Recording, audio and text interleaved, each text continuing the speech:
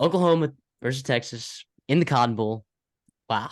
I mean, Dylan Gabriel, what a game from that dude. I mean, that's why Oklahoma won realistically. Now, you don't give me the BS that it was the Oklahoma defense too that stepped up. I know they made big plays where they had 5 sacks. They had those 2 picks and the fumble, right? Like that's not happening again, right? Dylan Gabriel won this game for Oklahoma. Dylan Gabriel won this game But for also, Oklahoma. and we talked about it in the breakdown where it was like the running backs for Oklahoma have not had success all year, and they didn't have success in this game. And Gabriel put the team on his back, right? Obviously, in that last drive, but running the ball, man, 14 carries, 113 yards, and a touchdown. Yeah. Right? Those were huge. Those were huge plays for them to keep driving lives. I didn't think he had it in him. Right? Very impressed. Very, very impressed. Regardless, Yeah. though, I still think Texas is a better football team. I think we'll still see this rematch again in the Big 12 championship. And I think Texas, right? We talked about it every week. I'm gonna mention this in every video, probably for the rest, of the season. 12 game season, right? Every team has 12 different games that they play, and a lot of times you get 12 different versions, right? The Texas we saw against Bama, much different team than the Texas we saw against Oklahoma today.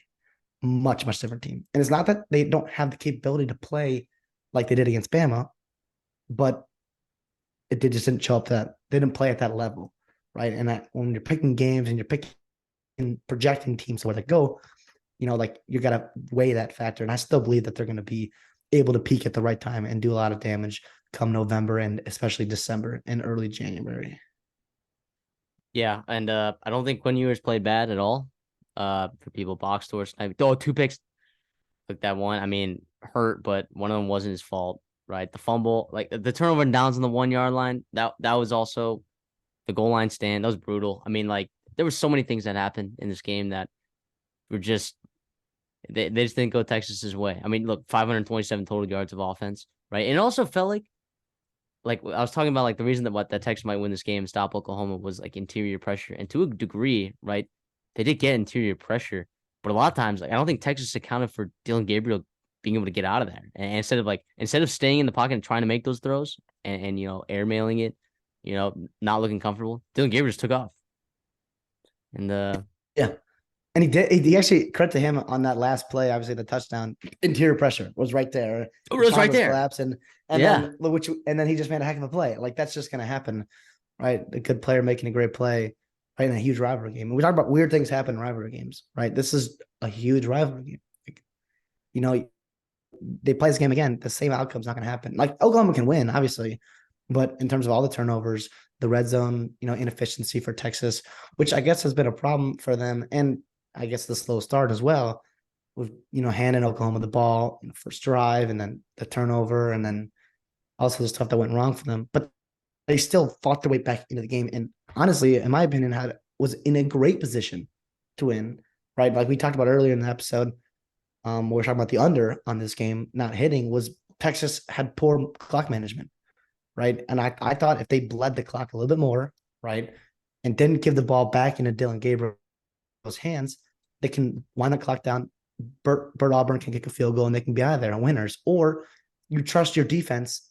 Not you trust your defense. Your defense that has played well all year. But I know, Dylan Gabriel had success throughout the year, but they were down Andre Anthony, right? One of their star receivers. And you just got to get a stop. And they just couldn't. And Oklahoma was quickly down the field, right? They needed a field goal, but they wanted a touchdown and they got it right at that last drive. Yeah. So look, credit to Oklahoma.